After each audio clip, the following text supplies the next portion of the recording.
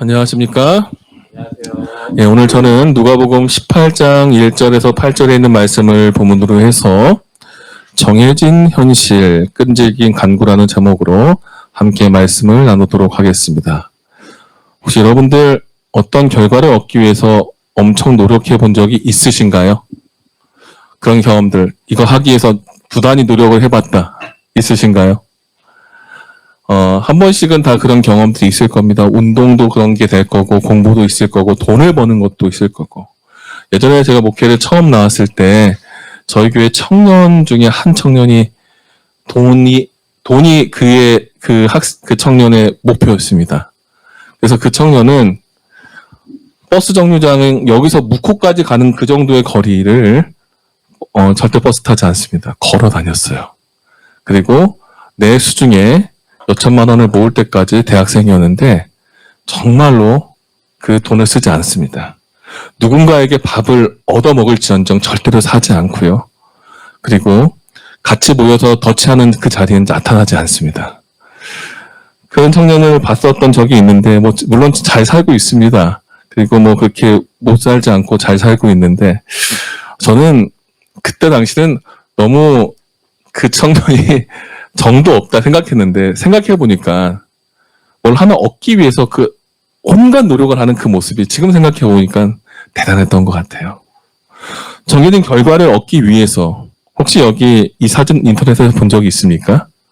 이 임라라라고 하는 개그우먼이고 이 유튜버에게 이 손민수라고 하는 이 개그맨이 뭐 하는 거예요? 프로포즈하는 장면이에요. 9년을 연애를 했습니다. 혹시 여러분들 9년, 10년째 연애해 본 사람 계신가요? 저는 그렇게 연애해 보진 않았습니다. 근데 9년의 연애를 통해 한 번 프로포즈를 하려고 그 한 방에 성공하기 위해서 이 사람이 프로포즈를 몇 번 연습했냐면 40번 연습했습니다. 타이밍을 잡고 어떻게 연출하고 어떤 표정과 어떤 옷과 어떤 감정을 위해서 여러분들 대학 떨어지는 것만큼 상처받는 게 좋아하는 사람한테 이제 외면당할 때잖아요. 그러니까 9년간의 그 열애를 딱 결혼으로 이끌기 위해서 했던 그 장면. 이걸 위해서 40번 연습했다. 전 이해가 되지 않았습니다. 결혼할 때까지 한 번도 꽃을 줘본 적이 없었습니다. 결혼하고 나서 꽃을 줬는데 우리 와이프가 했던 말이 있습니다. 이거 누가 준 거지? 정말 제가 밤에 10시에 병원 일 끝나고 나서 중환자실 끝날 때 가서 졌는데도 불구하고 당신이 어디서 얻은 거지. 이런 모습을 볼 때마다 회개하지만 바뀌진 않습니다. 결과를 얻기 위해서 부단한 노력들.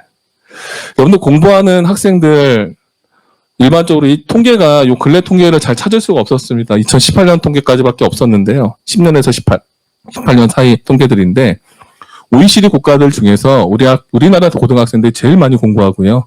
그중에 우리 학생들이 공부할 때의 모습들을 보면은 고등학생들이 보통 8시간 20분 정도, 8시간 21분을 공부한다고 하는데 그러니까 이 정도는 공부해야지 대학을 갈 수 있다는 거지. 서울대나 좋은 데 간다는 게 아니라 이 정도는 공부해낸다는 겁니다. 평균적으로. 평일날 공부하는 시간이 8시간이 넘는다는 거죠. 그리고 그 외에 학교 외의 학습 시간이 이제 또 1시간 25분, 총 10시간, 학교까지 10시간은 누구나 공부한다는 겁니다. 학교 포함해서 10시간 반, 10시간 20분을 넘어가서 올라가는 것만큼이 올라간다는데, 대학 가고 할 때, 솔직히 저는 요즘 학생들 볼 때, 정말 대단하구나. 이렇게 많이 해야 되는구나. 물론 저희도 사당 오락이라는 말을 듣고 공부했습니다. 그래서 하루에 5시간 이상 안 자고 공부는 했지만 요즘 아이들을 보니까 사교육 시장이 점점 커지면서 사교육받지 않으면 되지 않고 또한 그 아이들이 이런 현실 속에서 끈질기게 공부하지 않으면 결코 결과를 얻지 못하는 그 현실을 바라보면서 오늘 저는 누가복음 18장 1절에서 8절에 있는 한 처량한 과부 이야기를 좀 드리려고 합니다. 한 지방에 재판관이 있었습니다. 판사지요. 근데 이 사람은 상당히 큰 권한에 있었는데 사람들에게 자신의 권한을 쓰는데 인색했습니다. 인색하다는 것은 그 사람의 성격이 상당히 고지식했던 표현도 있지만 자기 자신에게 부여된 권한을 조금 더 내가 돋보이게 쓰고 싶었어요. 그래서 어떤 사람들이 와도 그런 상황들을 잘 들어주지 않았습니다. 근데 어느 날 억울한 일 당했던 과부가 옵니다. 여러분들 성경에 볼 때 과부, 고아 그런 사람들을 어떻게 하라고 합니까? 구약 성경에 보면은 그를 위해서 변론하고 도와주라고 하거든요. 근데 권한을 받은 관리가 그런 간절한 그 간청에 외면하고 쫓아냅니다.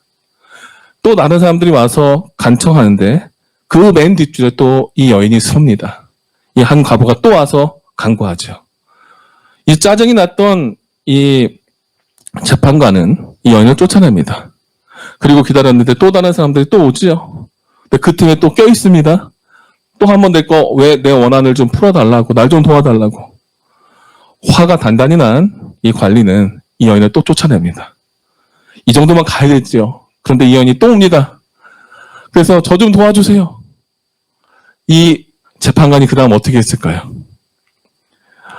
도망갑니다. 지겨운 사람. 내가 여기 있으면 안 되겠다. 근데 그 뒤를 쫓아와서 살려달라고 하니 이제 이 재판관이 화를 내는 단계를 넘어서서 자기가 너무너무 괴로운 모습으로 있습니다.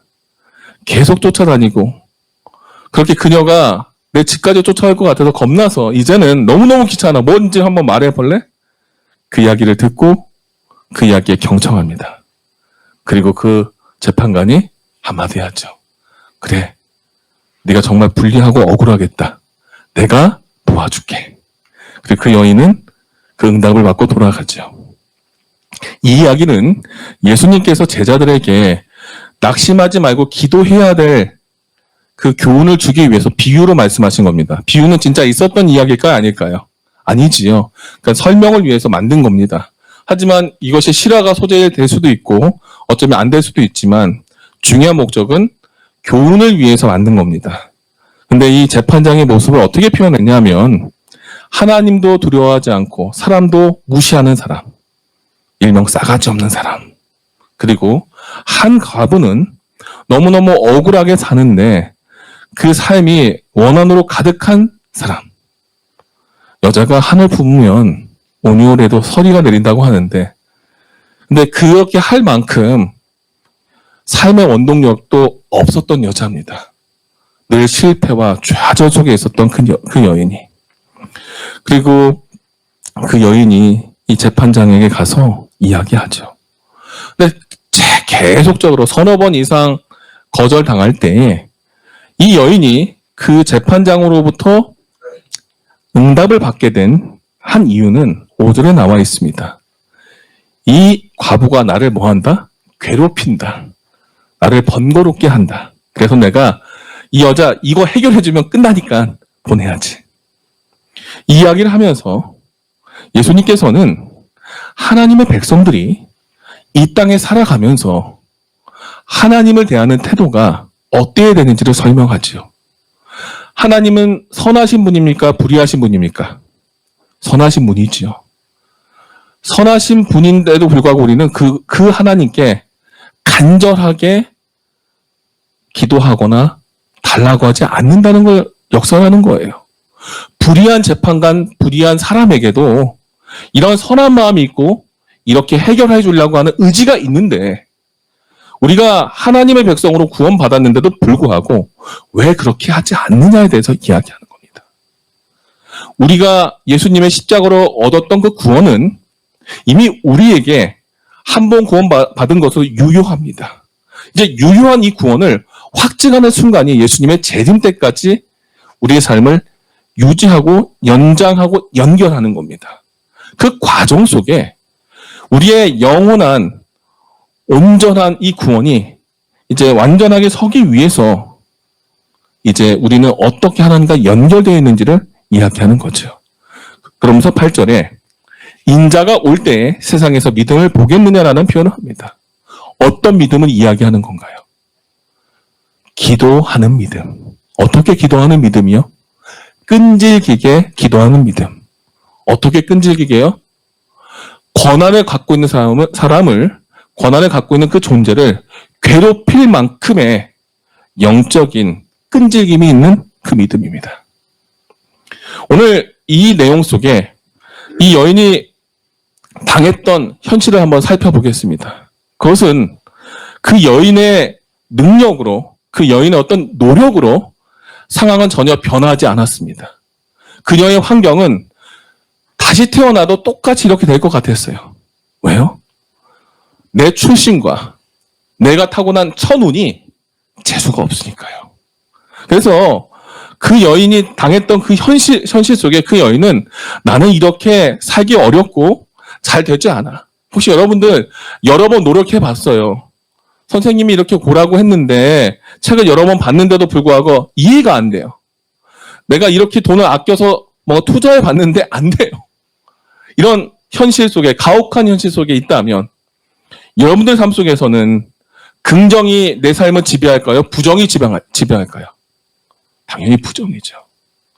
부정적이고 힘들었던 그 상황들, 되는 일 없고 해결할 길이 하나 없는 그 상황 속에 유일하게 보였던 한 사람.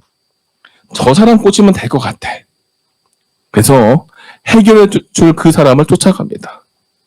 유일한 희망 하나를 보고 그 여인이 가졌던 것은 가혹한 현실 속에 내 것이 안 될 것 같지만 그래도 내가 조금이라도 노력하고 조금이라도 찾아가고 조금이라도 붙잡은다면 해결될 수 있다는 간절한 열망을 갖습니다.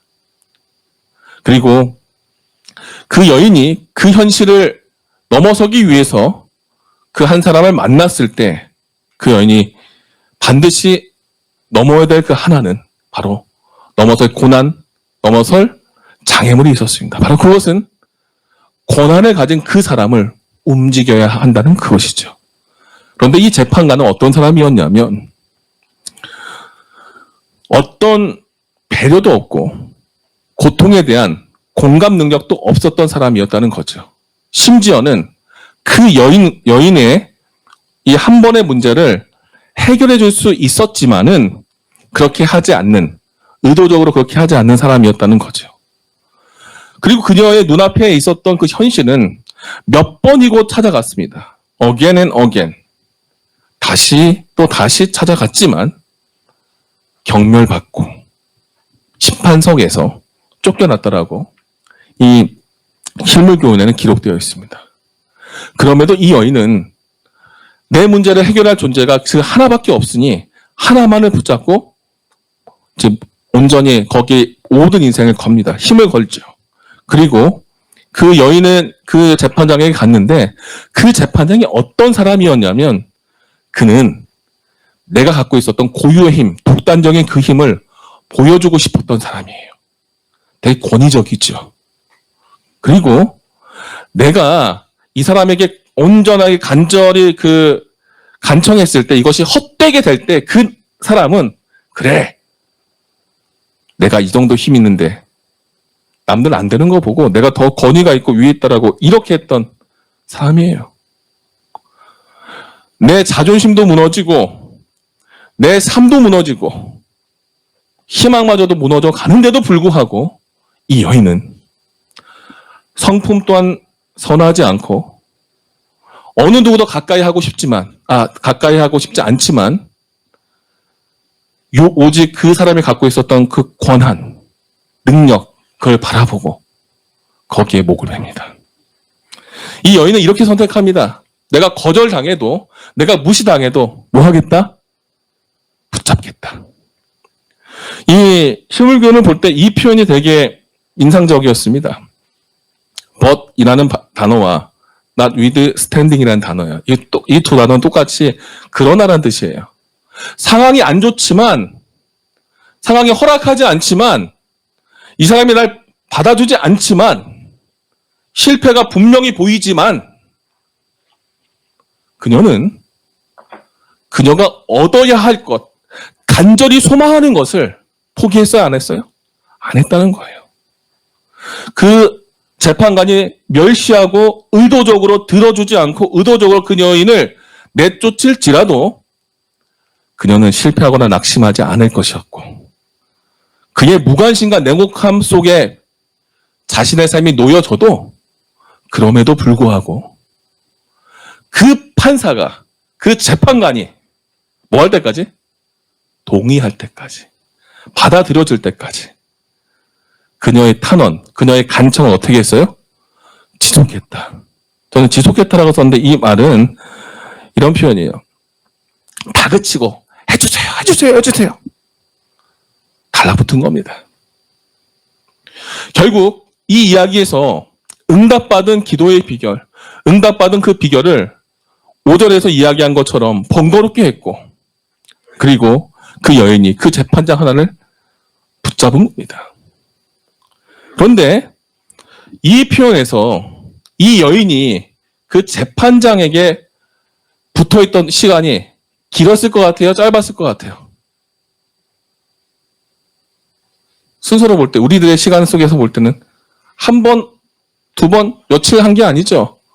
여러 번 갔어요. 그러니까 우리의 입장에서, 어려움을 당한 사람 입장에서는 여러 번 했고 오랫동안 했어요. 그런데 성경을 가만히 보면 8절에 이 비유를 통해서 예수님께서 말씀하신 것을 가만히 보면 원한을 갚아줄 때, 하나님께서 갚아주실 때 그것을 속히 갚아주신댔어요?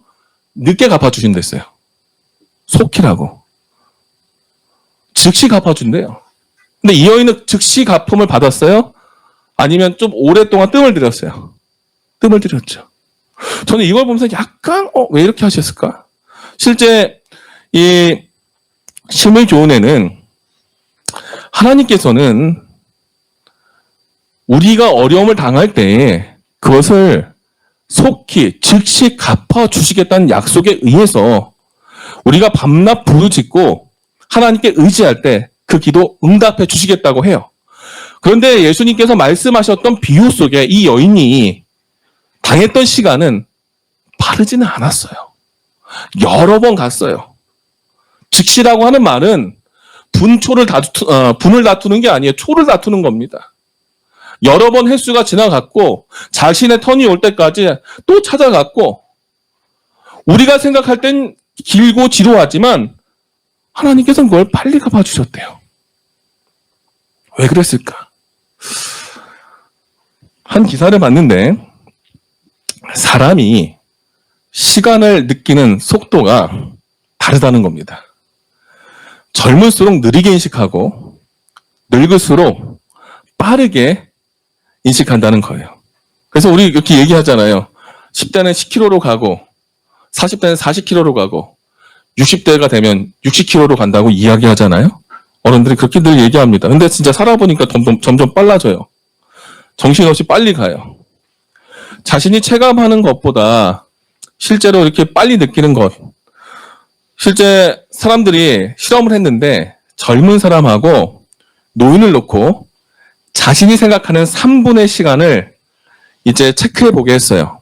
결과는 노인들이 자신이 생각했던 시간보다 22%더 빨리 느꼈다는 겁니다. 왜 이렇게 됐을까에 대한 기사를 신문에서 봤을 때 거기에 이런 이야기가 있었습니다. 객관적으로 측정을 할 수 있는 물리적 시간은, 그러니까 시계로 가는 그 시간은 마음으로 느끼는 마음의 시간과 같지 않다는 거예요. 왜냐하면 마음의 시간은 일련의 이미지로 우리 머릿속에 존재하는데, 이게 이미지가 나이가 들수록 노화가 되면 이 처리 속도가 느려지기 때문에 변화 속도도 느려진다는 겁니다. 그래서 저는 오늘 이걸 보면서 하나님께서는 속히 해주셨어요. 그분이 들어가는 그 속히라는 시간은 하나님 빨리 움직이셔서 해주셨지만, 무한대를 살아가는 하나님의 입장에서 볼 때, 이 무한대에 놓여있는 하나님의 시간에 볼 때 100년 안팎으로 사는 인간들의 그 시간과의 차이가 있지 않았을까? 이렇게 한번 상상을 해봤습니다. 즉, 하나님의 짧음은 우리에겐 조금 길고 지루할 수 있다, 없다? 있다라는 거지요. 즉, 시간을 느끼고 시간을 경험하는 것이 다르기 때문에 영원한 하나님의 시간과 한정된 인간의 시간 속에서 하나님과 인간이 어떻게 반응하고 관계를 가져야지 그 관계가 영원할 수 있는가에 대해서 생각해 봤어요. 하나님은 어떤 상황에서도 우리를 기다리고 계십니다. 그런데 인간은 그 기다림이 하나님은 짧은 시간이지만 우리에겐 길게 느껴지는 그 시간이 견뎌내야 되는 시간이에요. 하나님께서 우리에게 고통을 주실 때 잠깐 고난을 주신다 했습니다.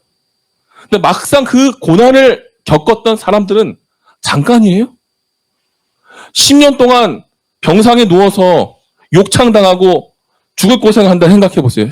짧아요, 길어요. 그 10년이. 엄청 길지요. 그런데 1000년 속에서 10년은 큰가요? 긴가요? 안 긴가요? 10,000년 속에서 10년은요.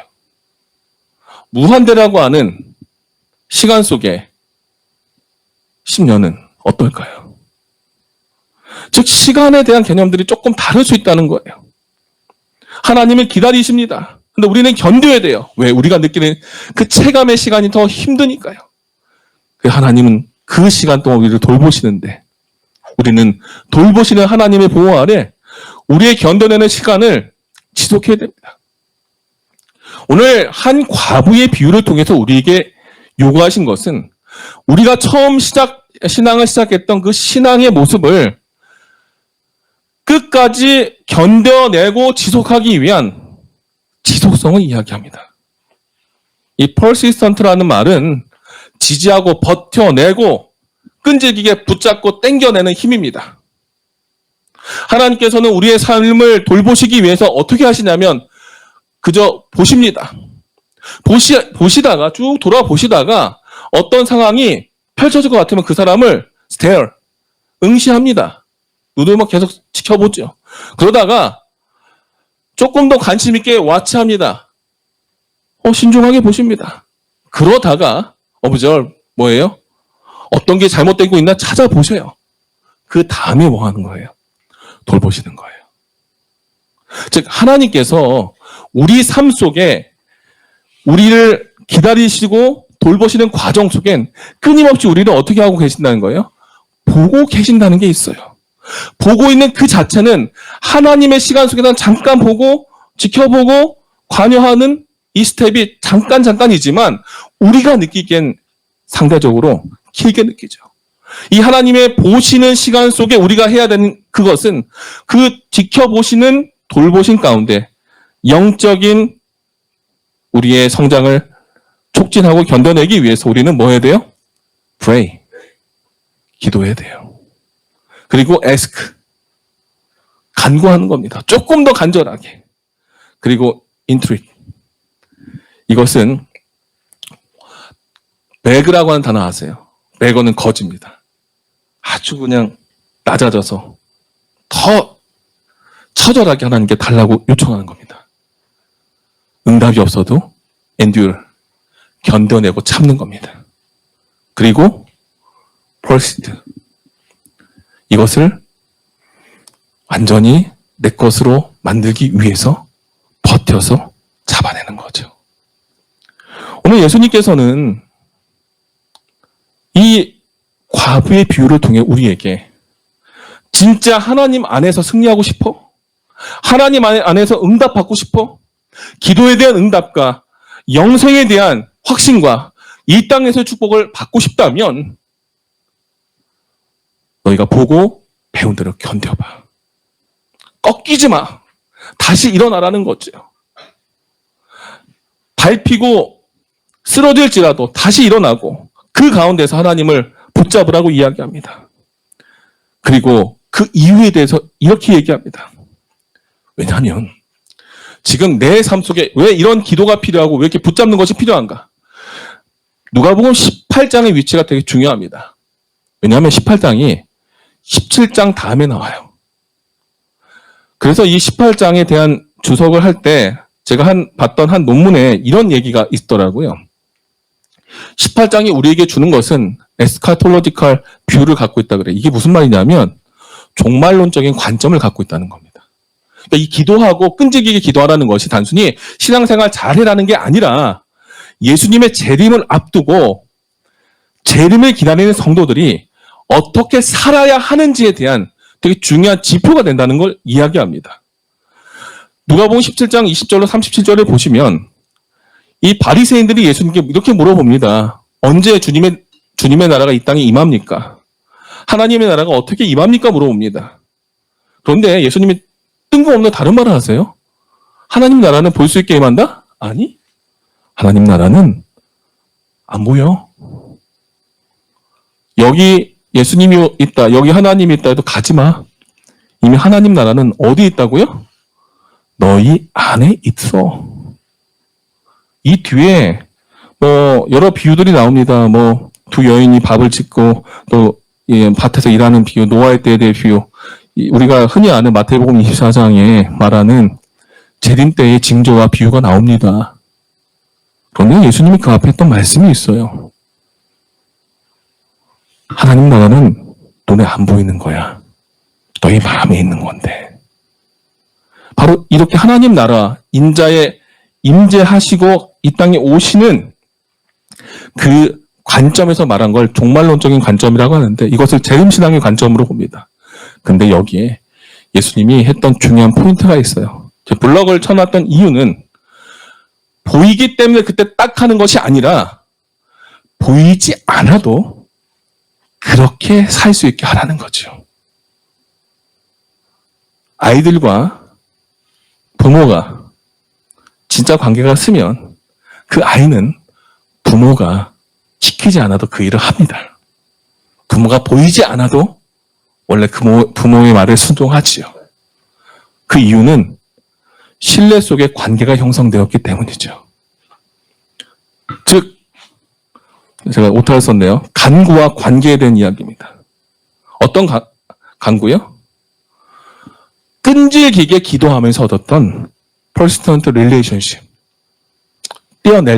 떼어낼 수 없는 지속적인 끈질긴 관계가 있어야 된다는 거죠. 이 끈질긴 관계가 될 때 이것이 지속적인 관계가 되고 이 지속적인 관계가 결국에 뭐로 이어진다? 영구적으로 이어진다. 즉 재림은 그 순간에 준비하는 것이 아니라 언제 준비하는 거다? 지금 준비하는 거다. 공부도 마찬가지죠. 시험 기간에 반짝하는 건 실력이 늘지 않죠. 처음부터 하는 거고 꾸준히 버텨야 됩니다. 누군가와의 관계를 유지하는 것도 똑같지요. 어떤 특별한 상황 속에서 이 사람 생일이니까 선물 주면서 마음 사는 거 아니지요. 결국 하나님께서는 우리에게 지속적인 끊을 수 없는 영구적인 관계를 위해서 우리가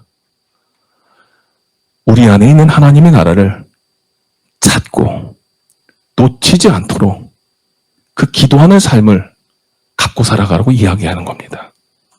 그 가운데 사단은 이렇게 방해합니다.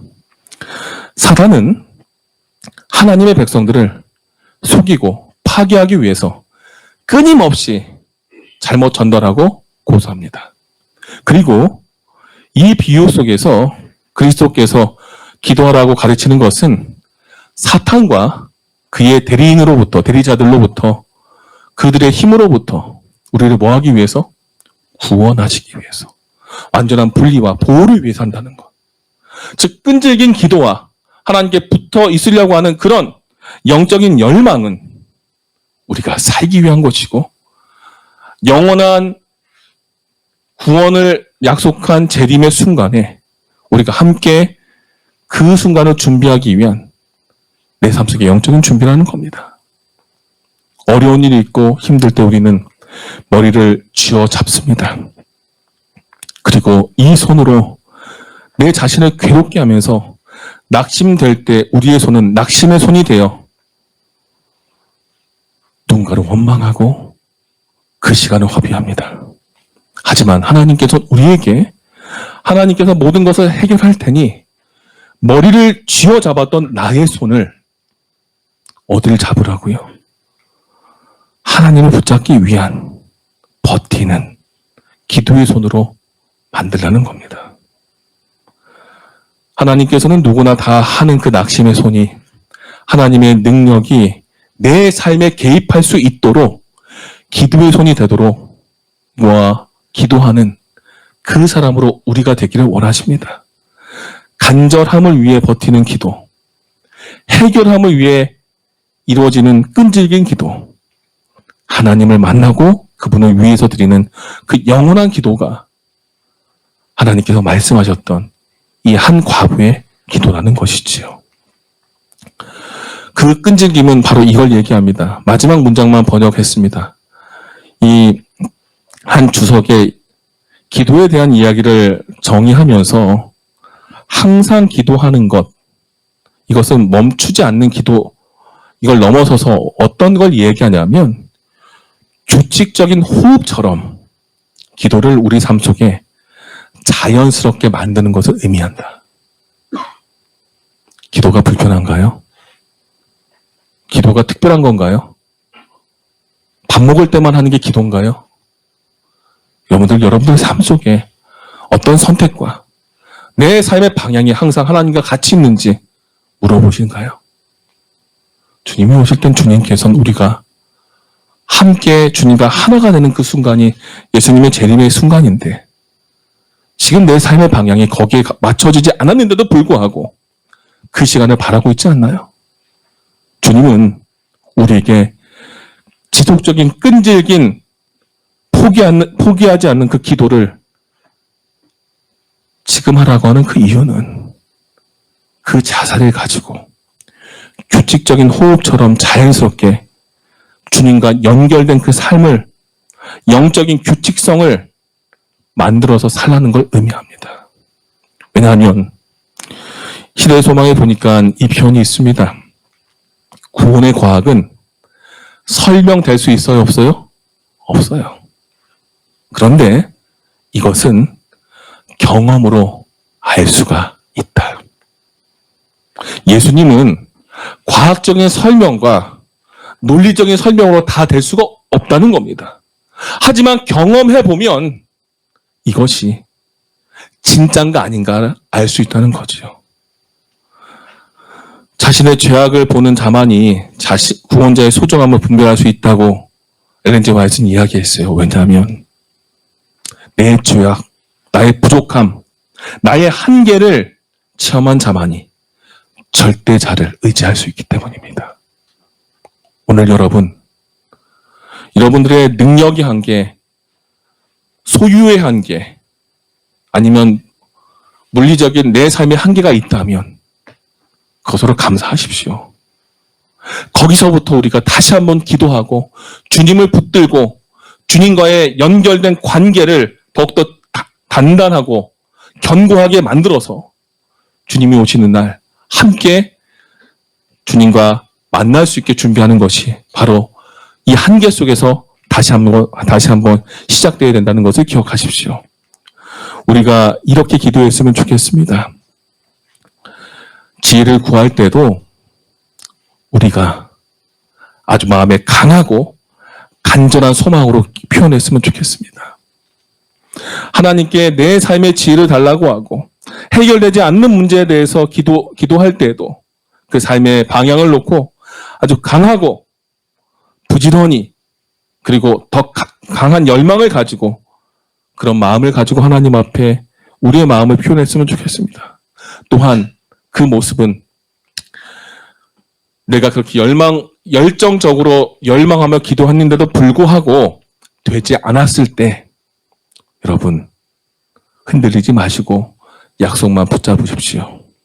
왜냐하면 우리가 흔들리고 넘어져서 무너질 때 그걸 사단이 기뻐하기 때문에 그 순간 우리는 끈질긴 과부처럼 하나님께서 원하셨던 그 방법과 방향대로 우리가 하나님 앞에 그 하나님을 놓지 않고 이 과부는 불의했던 재판관을 놓지 않았던 그 끈질김 가지고 그의 모든 소원을 얻었지만 우리는 선하시고 모든 것을 주기 원하시는 그 하나님 앞에 흔들리지 않고 약속을 굳게 잡고 기도하고 붙잡는다면 바로 그것이 우리의 삶이 주님 앞에 연결된 삶으로 간다는 것을 기억하십시오. 혹시 여러분 이 사람 누군지 압니까? 본 적 있어요? 아세요? 김민철이라고 하는 사람입니다. 이 사람의 직업이 뭘까요? 이 사람은 모델입니다. 패션 모델이에요.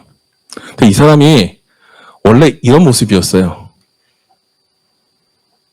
이 사람은 국가대표 상비군 헤비급 레슬링 선수였습니다. 체중은 130kg였고요. 초등학교부터 레슬링을 해와서 이미 초등학교 6학년 때 175cm 정도 돼서 아주 기술도 좋고 해서 어릴 때부터 레슬링만 했던 사람이에요. 근데 이 친구가 갖고 있었던 약간의 허전함이 있었어요. 고등학교 때도 운동하다가 다쳐서 1년 쉬었다가 했지만 전국체전에서 5관왕도 하고 국가대표 선수로 이제 준비하는 그 가운데에서 내가 이 비인기 종목인 레슬링을 하고 난 뒤에 어떻게 살지? 근데 열심히 해서 내가 여기 거의 탑까지 거의 왔어요. 그런데 열심히 했는데도 불구하고 안이 허전한 거예요. 그래서 어떻게 할까 하는 그런 마음을 갖고 열심히 하는 중에 20대 다쳤어요. 다쳐서 부상으로 인해서 경기에 나갈 수가 없을 때 마음도 허전한데 상황까지 그러면 어때요? 절망이 오잖아요. 그 마음을 어떻게 달려볼까 하다가 TV를 멍하니 보는데 어느 날 앞에 패션 모델이 지나가는데 나도 저렇게 남들 앞에 스포트라이트를 받고 싶다. 왜냐면 운동선수들은 갖고 싶은 하나의 꿈이 있잖아요. 뭐다는 거예요?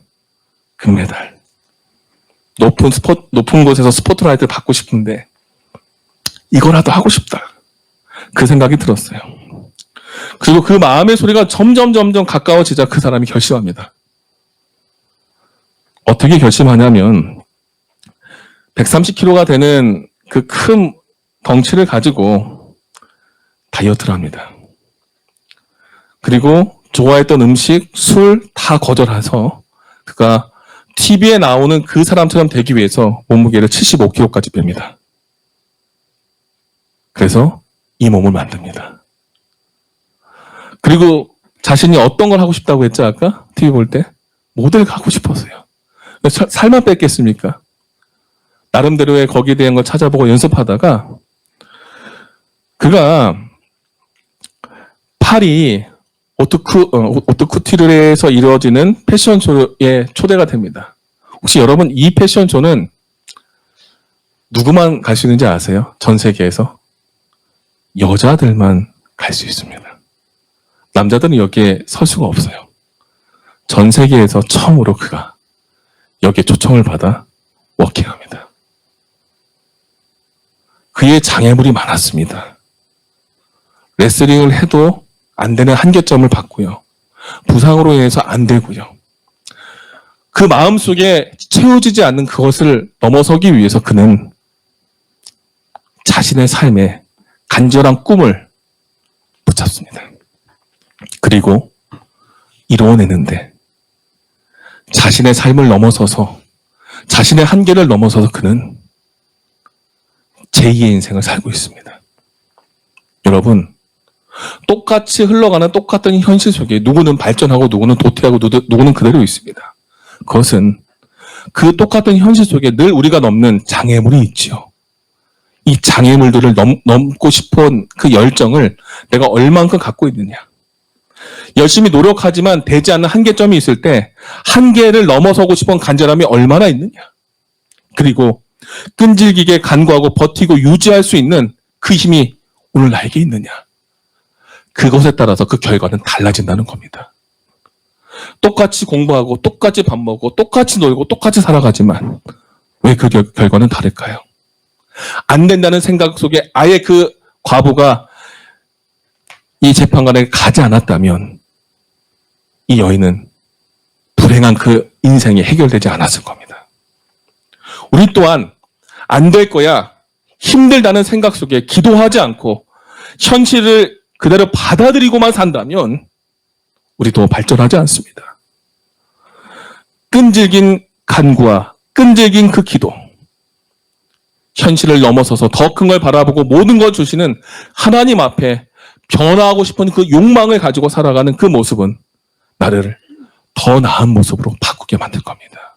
오늘 그 삶이 바로 여러분들이 드리는, 여러분들의 처소에서, 여러분들의 방 속에서 드리는 그 기도 속에 이루어진다는 것을 기억하십시오.